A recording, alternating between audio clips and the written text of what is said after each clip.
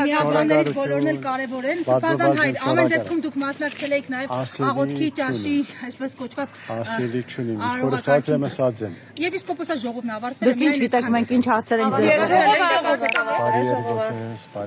Սրբազան, ամեն դեպքում դուք Այս ինչ վախ է, խոսքի վախ է տարածվել։ Այս ինչից եք վախենում։ Կարծիք հայտնեք, կներեք, դուք ինչ գիտեք, ով է ասում։ Դուք այնքան ասելիք ունեք։ Այսօր հասարակությունը մտածում է, որ դուք պառակտված եք եւ երկփեղկված եք։ Հերքում եք, ժխտում եք այս տեղեկությունները եւ գիտեք, ասում են, որ ձեր վախեցած դիրքավորումը խոսում է, որ ներսում լուրջ են խնդիրները։ Հասարակությանը պարզաբանում տվեք։ Ի վերջո վեհափարի շուրջը այս ամենը, թե սա գեոքաղաքական խաղ է, պարզապես արհեստականորեն թիրախավորում են վեհափար խորը։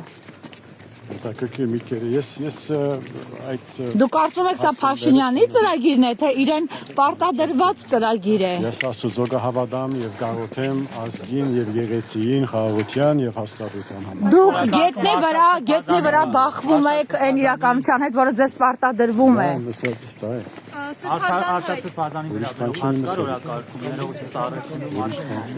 Դուք ինչ եք կարծում, Արշակ Սրբազան ինչ որ տեսանյութի համար, որը դեռ քննչականում է, չկա եզրակացություն, պիտի կասեցվի նրա լիազորությունները, թե ոչ։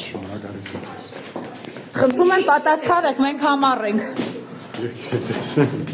Պատասխանեք, մի կաշկանդվեք, դուք կարծիք չունեք։ Հիմա ասեք, թող հասարակությունն իմանա, ով ինչպես է մտածում, ինչու է գաղտնի պահում։